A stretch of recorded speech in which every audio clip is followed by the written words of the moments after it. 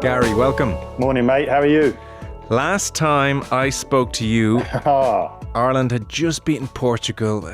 Budapest. It'd be tough, though. It'd be tough. yeah. Wow, what an amazing 4 days for Irish football. And for those lads who have had it so hard, we said that before, but to experience the joys of that, I can't genuinely remember anything as good as that in that short space of time, even at major finals, in terms of just the emotion attached to that, bearing in mind where we were, the challenge ahead, that those lads had said that they could do it. We had our doubts, of course we did, bearing in mind how much we've seen of them over the last few seasons. But man, that will live long in the memory. That what an incredible occasion. And the only frustration based on that, Joe, is that the playoffs weren't the following week. That momentum that we had built, we'll have to rebuild again. But there's no doubt these lads must be going into those two games potentially. I don't think are as hard as the two they've just won. Well, that's it. The draw is far from terrible. No, exactly. And I think both teams, I mean, in terms of the first game, they're in disarray at the moment. You know, I know historically you're looking at that and thinking that, well, that's a tough away game, but I don't think they're in a good place, complete opposite to us in terms of where we are. And then, of course, you're thinking about potentially then Denmark at home. I mean, what an occasion that will be. That will be the hottest ticket in town. Yeah, no, it's unbelievable. Like it was even, I think a lot of people had the experience then of going back to Premier League the following week and thinking, no, I'm not ready for this. I'm not ready for this kind of thing. I know. You kind of want that feeling to go on for much longer and just like bathe in it. And we're just the supporters as such. Can you imagine those lads? And I mean, the incredible high of that last gasp winner was just is amazing, really. And I think everything since then, it was just such a reminder. And I think we probably needed it. Just how much the Irish football team means to us as a country in terms of a result like that, how the whole of the country and all over the world seems to be affected by it. I know we there are times, and Joe, you're more of a rugby man than me, and we've got a rugby team that potentially has the ability to go on and win these major trophies. I don't think they have the kind of draw the Irish football team do. And it's amazing. Nothing does. It genuinely doesn't. And that's what's so unique about it, is that you know, for us as supporters, we want to be at major finals, but as a young boy, a young girl, that's the dreams of like representing your country, and in those dreams there are iconic moments. It's not the experiences that these lads have had over the last 4 seasons, just, you know, heartbreak, you know, being questioned about your ability to play at that level, and now in that 4 days, even their dreams couldn't have imagined something as unique and as special as that. In a perfect world, Troy Parrott and Evan Ferguson are playing lots for their clubs and scoring lots of goals in the meantime. Yeah. Can and do they both play away to Czechia? Well, we don't know. In terms of an ideal world, when everyone's fit and in good health and playing well, then yeah, I don't see why they couldn't. I didn't see that, you know, even as great as that win was, and those the 2 wins over the two games, I didn't see any kind of set pattern of play. There wasn't anything where I thought, oh, maybe this is the system, maybe this is something we've got nailed down to. I know we talk about the back five, that's all well and good, but I still don't see, you know, consistent build up in terms of how we could play and which suggests that, oh no, you can't have 2 centre forwards. I think you can. I genuinely think you can. And I think we are absolutely seeing at the highest level, and we're certainly seeing it in the Premier League, teams can't cope against 2 centre forwards. It's incredible. It's just mind blowing for me in terms of our generation that we would always be up against 2 centre forwards. And I know the remit is different in terms of you may well have to deal with wide players now attacking from out to in a way that we didn't. You know, wingers would invariably stay in those wide positions, just looking to cross. But I do think there's a template there. I do think that there is an opportunity to play both of them. Yeah, I don't see why you couldn't. Yeah. Well, let's put a pin in that for now. Arsenal away to Chelsea yesterday. They're still 5 points clear at the top of the table. And I guess if you're kind of, you know, putting the positive slant on it as opposed to they didn't win against 10 men, the positive slant would very much be they have had a week without their first choice centre-half pairing. You know, guys like Odegaard we don't even talk about as much now and they're missing. They have been Spurs, Bayern, Chelsea. Took care of Bayern very nicely. 4 points on the board. 5 points clear top of the table. Like, it's all good, isn't it? Surely, I mean, I even feel when presenters are asking the question, should they have gone on and won yesterday? I feel like that's clutching at straws a little bit. I think, you know, they're in great shape. Oh, they're in incredible shape. They genuinely are, and that strength in depth considering the injuries that they had. When that team sheet actually came in yesterday, I thought, oh, wow, a new kind of centre-half partnership, Mosquera, Hincapié, and I'm thinking, oh, you're going to be tested here. Because I genuinely went into the weekend thinking, after having done the commentary for Barcelona, Chelsea, where Chelsea incredible on the night, nothing convinced me that I couldn't see anything other than a comfortable Arsenal win this weekend. I genuinely couldn't. And yet Chelsea, in that opening half, before the sending off, I thought they were sensational in terms of the tactics they adopted. They made the pitch as big as they possibly could. They had Arsenal tearing about. They moved it through the thirds really quick, really incisive. And Arsenal, and this is what people forget, is that even the iconic teams that we'd have played against, like Ferguson's United or Wenger's Arsenal team and Jose's Chelsea, they didn't win every game at a canter throughout the season. There were difficult moments. And I think that's probably why I'm looking at Arsenal and I'm thinking that was a really difficult moment for you, because even the way they set up Arsenal, if you think about Gabriel and Saliba, often I see them in and around the halfway line, really condense the pitch, the midfielders can get close. But I didn't know if it was by design that Mosquera and Hincapié were at least 15 yards deeper as a pair than you'd normally see with a first choice Arsenal pair. And as a result, the pitch appeared bigger. Rice had to cover a lot more ground and they had real legs in there. And I genuinely thought, wow, this is going to really test Arsenal. And I thought that Caicedo was, you could see from the moment he kicked off, he was on the edge. He was over physical and I know, and I love him as a player, I really do. And he's got such an unorthodox way of tackling and how he nicks that ball all the time. He's brilliant at it. But you could see in his face gave it away that he was too hyped, he was too pumped. And I think at times you want to be playing with your heart, but you need to be playing with your head in those games. And I think he really let his team down, because I genuinely feel that Chelsea would have gone on and won that. Yeah. I mean, it was physical across the board. I think Anthony Taylor gave out 3 yellows in the first 10, 12 minutes. I mean, you mentioned even Mosquera, Hincapié and Calafiori all booked by half time. Cucurella gives, as well. It's a real, I'm here. So, I mean, it was a really kind of, it was combative. I think in the first half, the ball was in play for about 22 minutes and there was no significant shot on target. But that's because they were really kind of and I know at each other. I wouldn't say I'm a purist or stuff. And I admire great technical ability. I love it. I love to see it. But the flip side, I love to see that. That's a title, that's a title game. We want to see that competitiveness. Don't take it out of it. Don't take that away from the Premier League, because that's what's so unique. That's why the iconic stars from mainland Europe who come over to the Premier League, that's why they struggle. They can't cope with the intensity, the fact that everyone in the Premier League looks like an Olympic athlete in terms of how strong, how quick they are, and then have that technical ability as well. But Cucurella, you're right, absolutely brilliant, gets you a mile against Barcelona in midweek, really went tight with him. And I'm thinking, you're arguably going up against the 2 best right wingers in the world in Saka. And he put a marker down early. And when he got booked early, I thought, oh, you're in trouble here. Because Saka's so elusive, just drops the shoulder, got great balance. But he didn't. He showed discipline in a way that Caicedo just didn't. And I was just thinking, oh, you've really you've let your team down there, because the fact that Chelsea are the youngest team in the Premier League, you know there are going to be difficult moments throughout the season where, they'll drop points here and there. But the reality is that the points that they have actually dropped, and I think they've dropped 2 points there yesterday, they might, when you go down to 10 men, you'll take that as a point gain, especially against someone like Arsenal and that brilliant save by Sanchez late on. But I think before the sending off, they've got the 3 points there. I genuinely think they're going to cause Arsenal problems. And I look back now at, I covered the game against Sunderland at home, and they were chasing the game at 1-1, left themselves open, so they lose that game. So that's 1 point gone.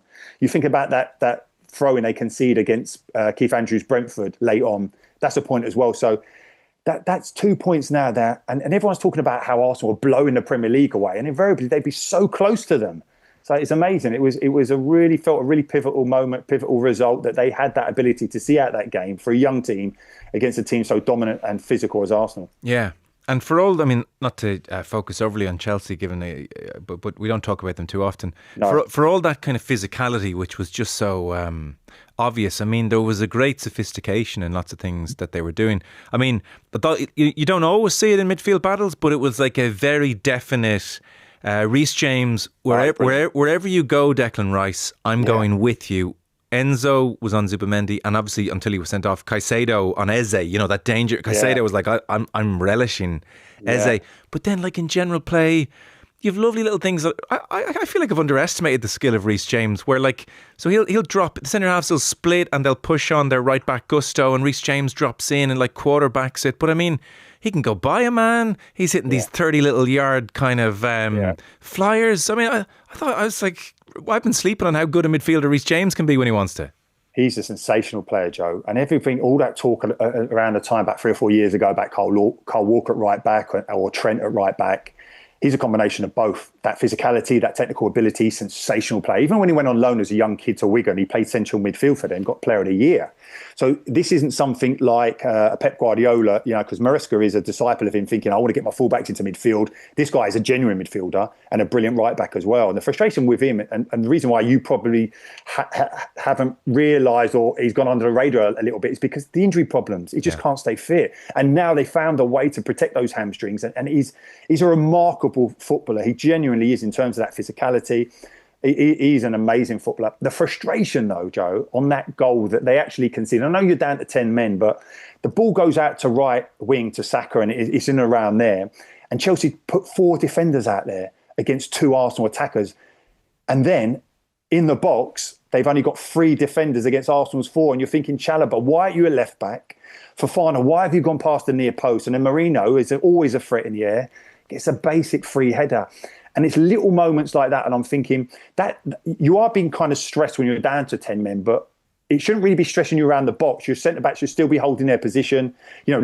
Arsenal weren't as fluid as they normally can be with the new additions like Eza and stuff like that. So it's just moments like that I'm looking at and thinking, you're playing great, but you're naive. And that just won't happen to Arsenal.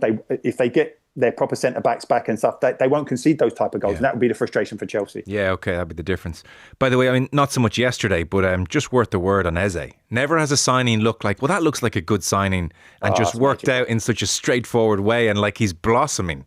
Yeah, but Joe, do you know when he signed and stuff like that? Because the backstory is, and it's probably been well documented now, that he was an Arsenal kid, that he was there, let go, and the full circle then to come back. But the reality is that he was literally... I genuinely think he was literally in the car on his way to Spurs to sign for them, and gets the phone call from Arteta to say, listen, we're talking about our dreams coming true as Ireland players and the lads doing that. That is a dream call to come through. Turns the car around, goes in, and then the day that he was announced and walks out into the pitch as an Arsenal player, with the kind of gravitas that he has got, not somebody who comes through the ranks, because you're always considered that young lad who turned up at 12 or whatever, even if you're a first team player. But when you come with that kind of like price tag and that ability, and also the kind of reputation that he's coming with, whereas Arsenal are going, we just need a maverick number 10. We need someone with that bit of ability, that off the cuff. And at first, Joe, when he first was playing for Arsenal, played it safe, he did. And I think you probably do, you're trying to learn how your role is. But now you're seeing all the flicks and tricks. Not so much yesterday, but I think he's going to be a fabulous signing for Arsenal. Oh, man. I mean, the last couple of games, he's had a few touches where he's just pulled it over the shoulder out of the air, and at home you just go, oh yeah. It's just so good. It's ridiculous, because not just him, but with other players would do things like that, and you're in commentary and you just go, oh my God, that was unbelievable, and you're thinking your commentary's got to be better than that, but you can't help it. You just get sucked in, going, wow. How do you do that? It's just a ugh. Yeah. No, it's nice. Well, listen, unfortunately for Arsenal, it's 3 points dropped in their next game because they have Brentford. But listen. What can you do? And this is what's incredible, Joe, in terms of the games come thick and fast. I love this time of the year. I know Pep and Jurgen Klopp, they're amazing. They change football, those two managers. But when they used to whine about the Christmas period and how the fixtures, where they're used to having a break, we kind of escalate and go even more. I hated when they used to talk about that. So I could listen to those two managers all day. But when they're moaning about the fixture list, I'm thinking, no, this is what's so unique about the Premier League. This is what the challenge is. And I'm so looking forward to these games over the Christmas period. They come in thick and fast. And this is where points can be really built upon, or you can be cut adrift. Yeah. Sellers Park, it was one of those days where you could sit down at midday and suddenly you get up at 6:30, 7 and it's dark outside and you've watched all 3 games. But it did start at Sellers Park. Crystal Palace 1, Manchester United 2. Do you know what this was? That low winter's sun. It had such Sunday League vibes. It does at Sellers Park. It just does. As a player though, you're a Man United player. It's midday. You've been having pasta since 6:30, and you walk out there and like that sun. I mean, even watching on TV, it's ugly, and they are so organised. They're so tough. They're so in your face. And at halftime, I was like, This just like the script. I mean, this is the most cliched game imaginable. Yeah, it's amazing. Yeah, you're right. I mean, I only saw the highlights of that, but it's so true. And it kind of feels with that winter sun as well that the pitch is a little bit bobbly as well. There's all those contributing factors. Why is that? I don't know what it is. It's so true what you're saying though.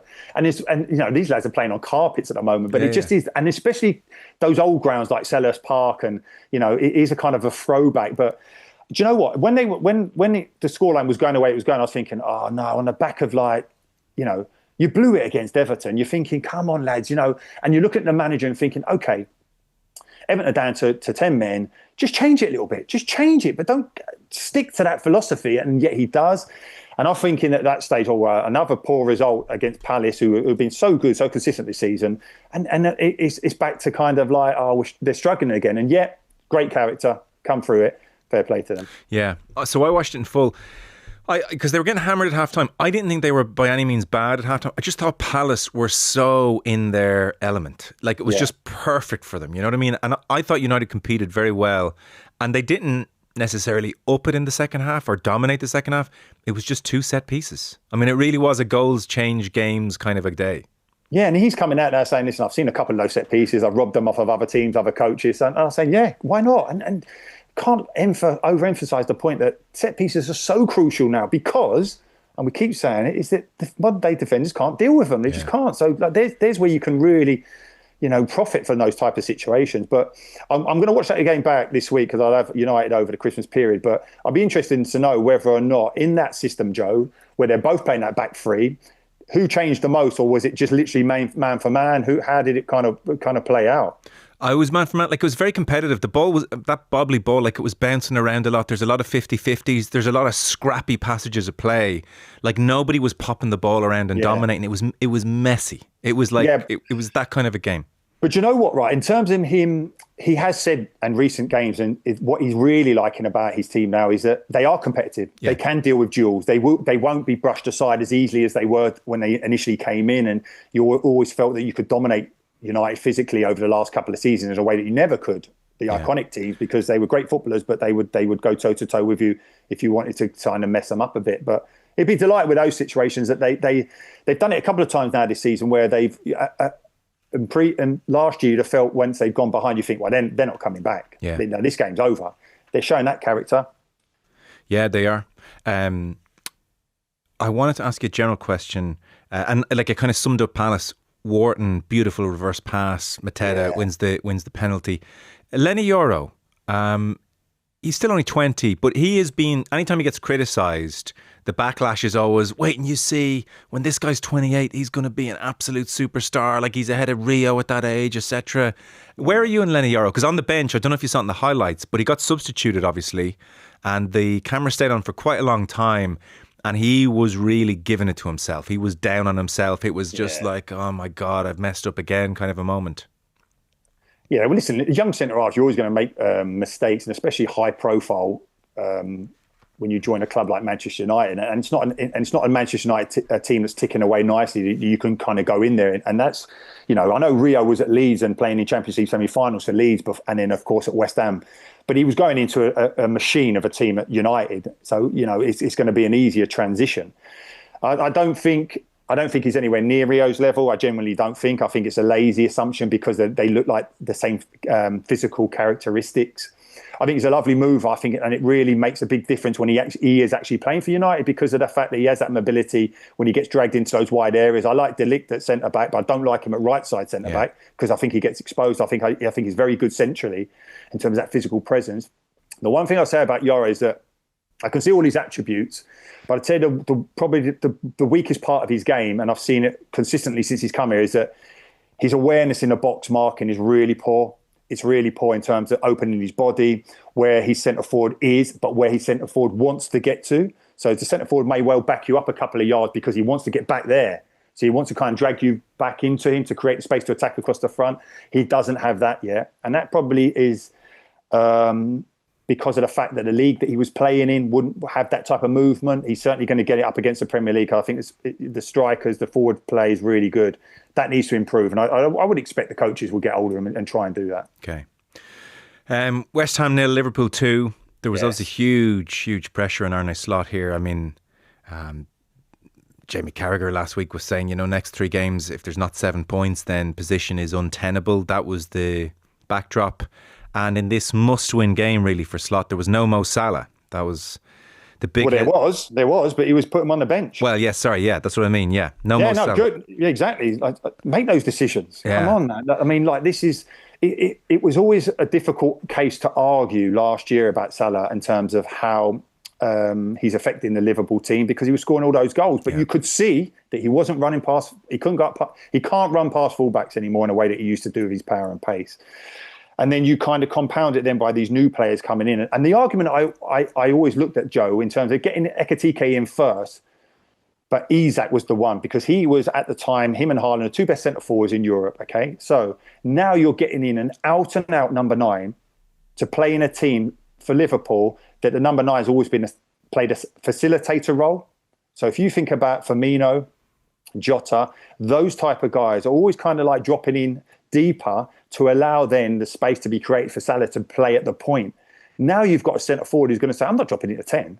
I've come here for massive money. I'm the best centre forward in Europe. How you're then asking Salah to say, well, you're going to have to play a secondary role and from a wide position put crosses into the box. He's not going to do that. You don't get to where Salah is without having that single-mindedness that ultimately it's about his numbers. That's all he cares about, and his team winning, but it's about his numbers. So it always looked like it was going to be a problem. And now suddenly Salah's out of the team. You play Havertz in that number 10 role. And he still looks light, doesn't he? He still looks like it looks a little bit like a youth team player. Don't have the physicality. But he looked far better in that 10 role. And he was probing. He should have scored himself. But the big thing is that now you've got those 2 wide men and they're crossing the balls into the box. That cross comes into Isak. It's a brilliant finish. Yeah. And he should have had more crosses. Gomez at right back got into great positions in right wing and had a touch rather than whipping those crosses in a way that maybe, say, Trent would have done. Okay, that's so interesting.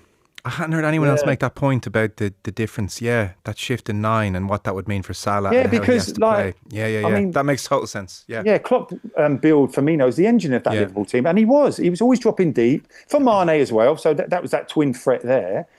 But then, so if it's going to continue, it can't continue. There's no way on God's earth you pay that money for Isak and ask him to play 10, second line of attack. It just can't happen. And if I ask you the question, Joe, now, do you think that Salah's the type of character in terms of how good he's been along the lines of Ronaldo, who's going to play that kind of subservient role in the team? There is no chance. No chance. And he'll kick off, I would think, as just he can't help himself. I mean, he could be gone in January if he smells the kind of blood in the water. Yeah, no, I think he will. And Slot comes out after and say, listen, we've got 4 games in 10 days. I'm rotating. Listen, when you need a result and he need a result there, you're not rotating. Yeah. You've got to pick your best players. And he has identified that my best chance of winning is with Salah on the bench with this team. Yeah. And I like the fact that it's gone back to basics, Gravenberch, McAllister. And it's only really Sabozz and Gomez. If you're struggling at right back, just put your defenders in there and block it out a little bit. And Gomez gives you that. Just gives you a little bit of security, just protects Konate. He looked a bit better, didn't he? He's looked like he's playing on roller skates for the majority of this season. Looked a bit more composed. Yeah. Basic decisions from an outsider. But when you're in it and that cocoon and it's like, I don't know what to do. I like to see it when a manager goes, right, I'm going to go back to my solid citizens and we've just put a little bit of a foundation. We'll get through this difficult period and we'll build from there. Yeah. First 5 minutes when a ball was squared to Isak and he leans back and skies it, I thought, oh my God, what is happening here? So yeah, but that front four looked fluid. They got to the edge of that box, Havertz, Gakpo, Sabozz, and I thought, oh yeah, that's energy. Yeah. The four got there and they worked it really little over, wasn't it, to present the chance? And you did think, oh Jesus, what a bad finish. But Havertz has not played like that once for Liverpool. That was a different level entirely for Havertz. Yeah, I think so. And I think ultimately what you're trying to do, playing him in that central area, is just keep him involved. Yeah. Just keep him involved. And I thought he was quite clever in terms of like stepping off the deep line central midfielder to find the space. And I don't think he doesn't shy away from scenarios. He'll take the ball in tight situations, even though he knows the spotlight's on. He hasn't started particularly well. And likewise, Isak, his first Premier League goal in 6 games is not the numbers you expect. Yeah. There's a lovely finish.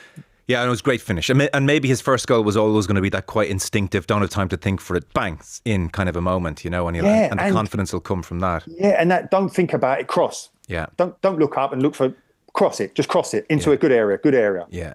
It felt as well like the players around Wirtz started to think, oh yeah, okay, because even there was one on halfway in the first half where he came really deep, and it's just he's about to get closed. I don't know who the West Ham number 27 was, but he was trying to cover him all day, and it's just a little drag back and a shift for McAllister, and McAllister bombs forward, and they're in.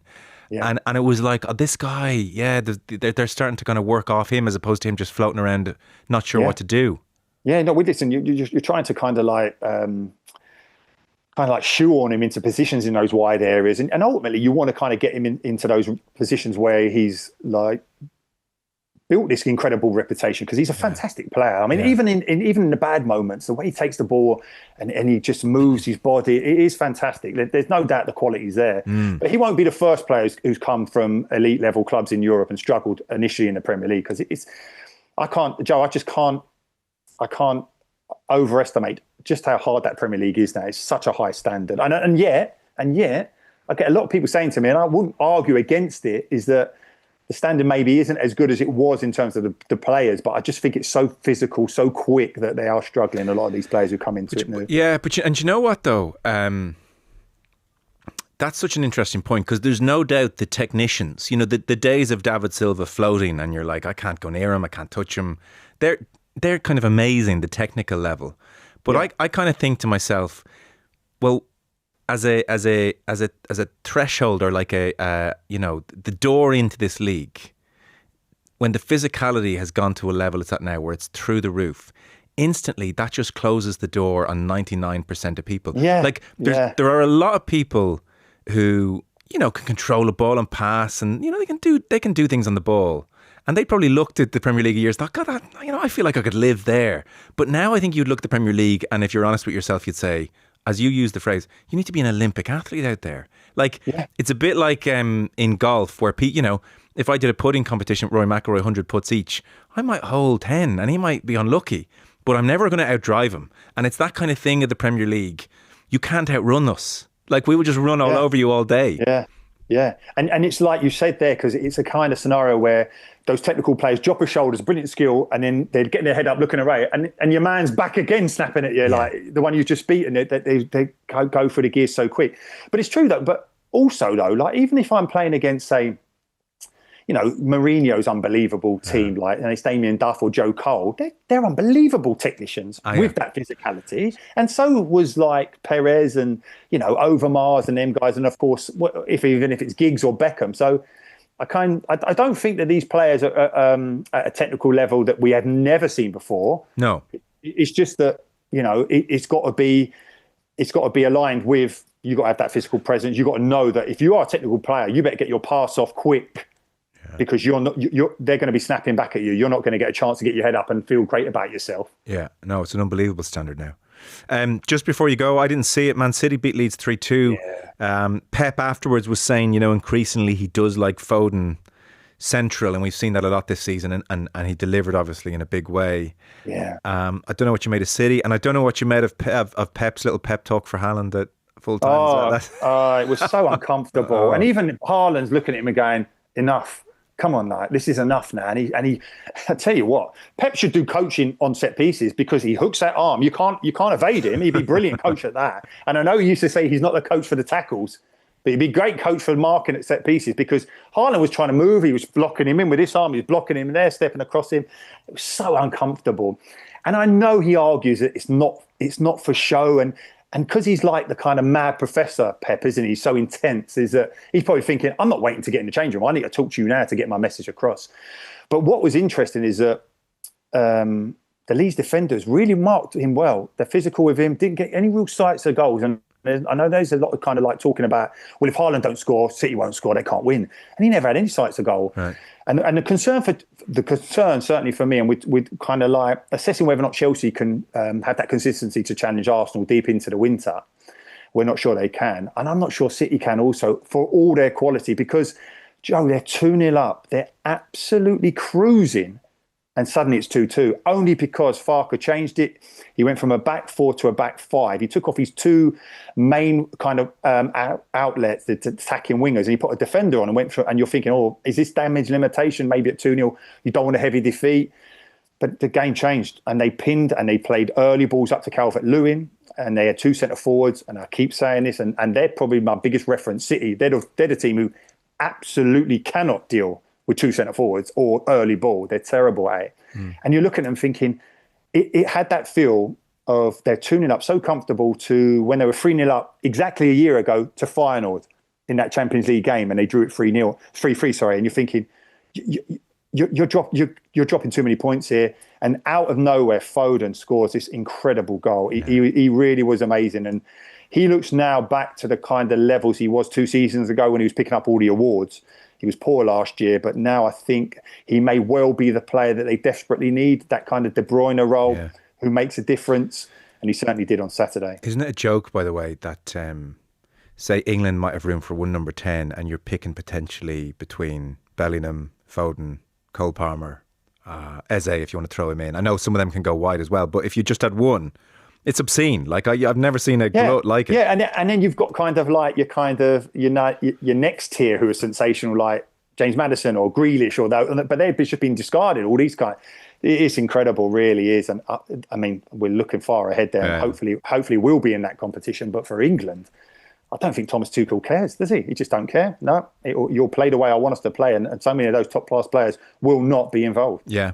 By the by, having watched the game, what do you think Pep was saying to Haaland that has to be said right now? It was so egregious. I have to say it to you. I don't know. I genuinely don't know, because it was the live pictures on Premier Sports as we were just talking over it and saying how unlucky Leeds were not to get a point, that they had got out of jail, and then suddenly he's doing that, and you're just like, I never questioned Pep. I absolutely love Pep in terms of what he's about. I get uncomfortable with his pre-match interviews because he's a bit dismissive to any question that's asked of him as such. I don't like that angle of it. And I hate the spitting. Oh, God, I hate the spitting on the sideline. He's always spitting. It drives me mad. But that also now is starting to creep in, just having to have that debate, that big debate. And as a player, listen, we've seen it with the Tottenham fan and supporters wanting to go off the pitch, and Thomas Frankie's kind of like pushing them over to kind of clap the fans and stuff. As a player in that situation, that whistle's gone. Yeah. And if it's not been a particularly good day, and for Haaland as a centre forward, it hasn't really, because he wants to score goals. Just wants to get in the changing room. Yeah, and then that's your domain then. Okay, let's talk about it now. What do you want to say? But don't come on the pitch and do it to me. I don't think I'd enjoy it. No, it did. I don't know if the live pictures could away, but I've seen it online since. It did finish with a hug. Oh, he's always hugging him, yeah. But I think there was a degree of Haaland almost going, let's just hug so then I can go. But, yeah, it's so true that, wasn't it? Okay, fine, hug. Right, let's hug, and then hopefully this is over. Yeah, exactly. Listen, brilliant stuff. We'll catch you soon. Thanks so much. Brilliant. Thanks, Joe. Take care, mate.